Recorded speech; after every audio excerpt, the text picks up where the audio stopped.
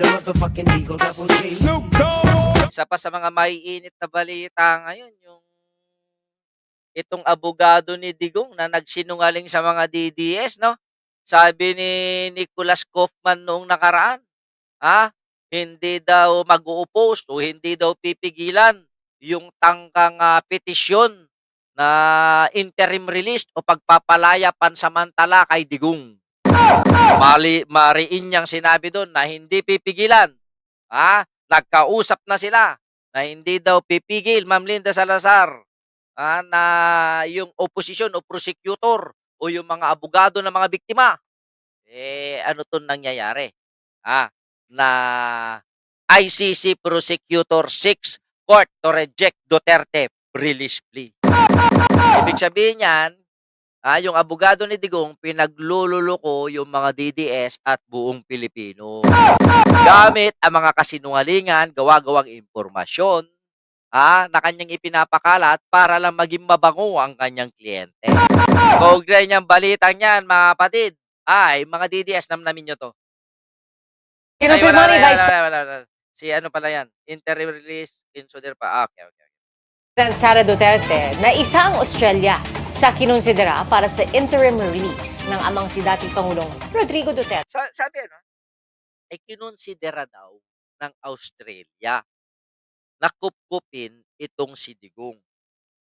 Pero bakit pa niya pinapakiusapan yung mga kababayan natin sa Australia na hikayatin ng gobyerno ng Australia para pumayag? Pumayag na pero hikayatin mo pa? Uutusan mo ang mga OFW na pwede namang ikaw yung gumawa? Parang hindi yata magkaka-jibe yung mga, magkaka-connect yung mga ginagawa at sinasabi niya. Ito ba ay panlilin lang sa taong bayan? Gamit ang kasinungalingan? Uuwi na daw si Digong soon, nakagarapon. Pwede. Kasi sabi nila, payat na daw. Butot balat na raw. So, ang tanong ko rito, buhay pa ba? Baka matagal ng patay yan. Nick Bormeo, shout out. Sige, tuloy-tuloy natin to. Pero ang hiling na interim release, ipinababasura ng Office of the Prosecutor ng International Criminal Court. Saksi, si Marisol Abdurrahman. Pasalamatan ko muna si Ma'am AJ Clausen ng Denmark for sending 100 stars dyan sa my Facebook. Hindi nyo nakikita, pero thank you po. Oh, thank you so much. Arigato!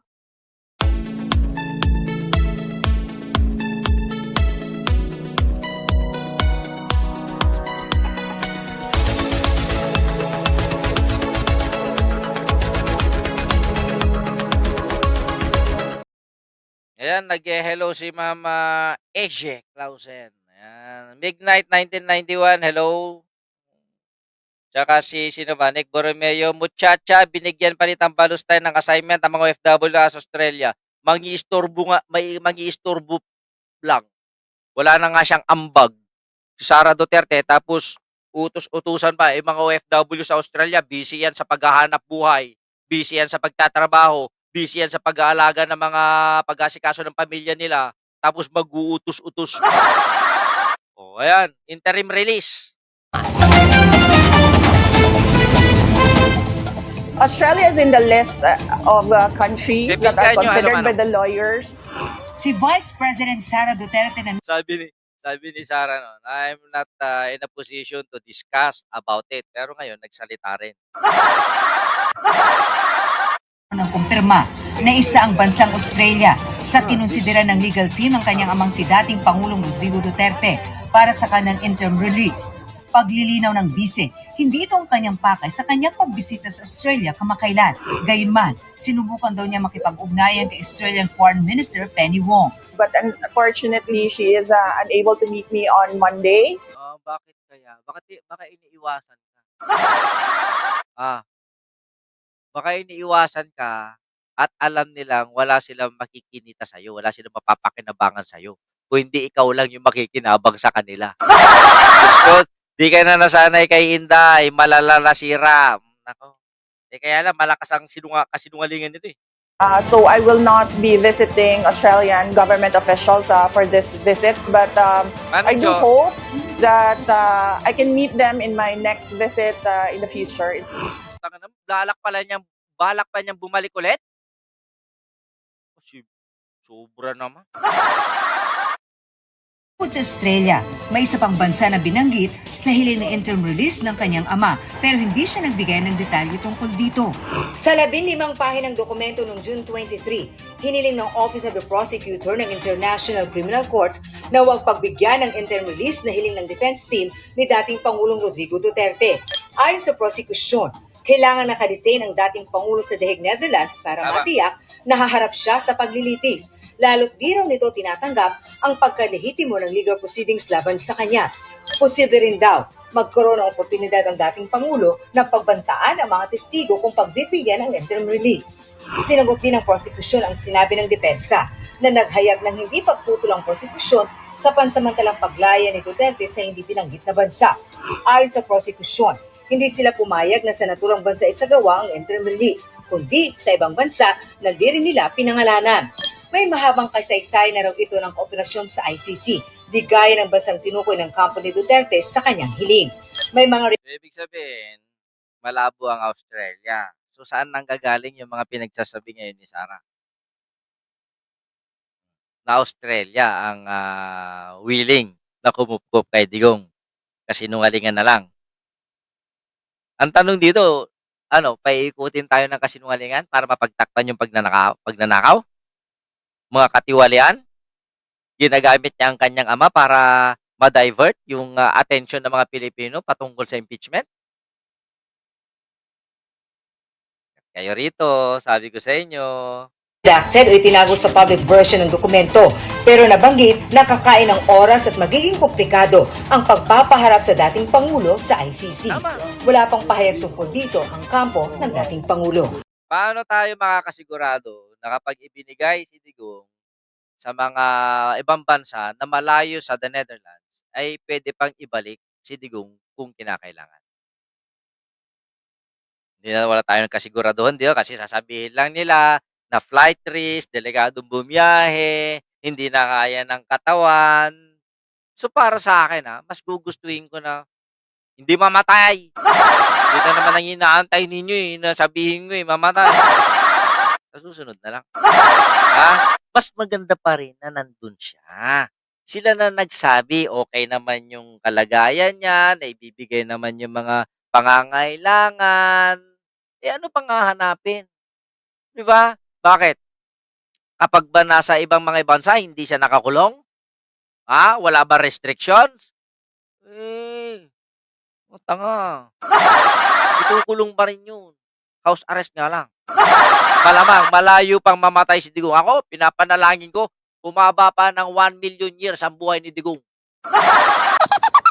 Yung puso na lang ang tumitibok. It's the motherfucking Eagle Double G. Snoop Dogg. Talaga, buti pa nga si Joma Season na nasa laya eto, hindi makalabas. Bakit ka mo? Sira ulo. O yan. Kaya yung mga DDS dyan, pinaggagagago na kayo ng abogado ni Digong, okay pa rin kayo. Yan, mabuti yan. Pagpatuloy nyo yan. Malayo mararating nyo yan. Ilang masasabi ko. Dapat kay Digong, i-cremate ng buhay. Wag! Sayang yung gasolina. Sayang yung gas. Mamahal na ang gas. Mas okay kung pag-uwiin niya, nasa garapon na lang. Pati abo, wag niyong iuwi. Tigilan natin. Mag-rally tayo. Mag-people power tayo kung iuwi yung abo ni Digong. Lason yun sa kalikasan natin. Payag ako kung kainin ni Sarah yung abo bago umuwi. Para paglabas nun, at na lang. Pero ilalagay sa garapon, nakakasira yun sa kalikasan. Nako, papansin na lang yan para ilihis at ma-divert ang impeachment sa kanya, Maminetsky.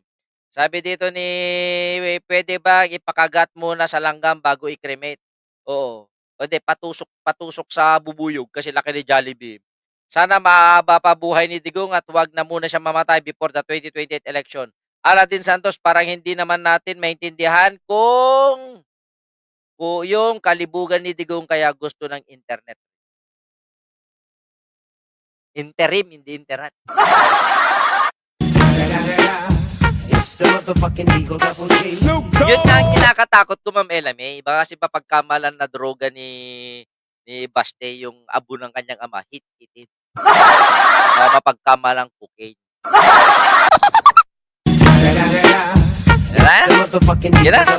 Eagle Double G. Pero, akala ko ba inosente. Naghain ng not guilty. Sabi niya, wala daw kwenta. Wala daw kwenta yung fourth impeachment, article of impeachment.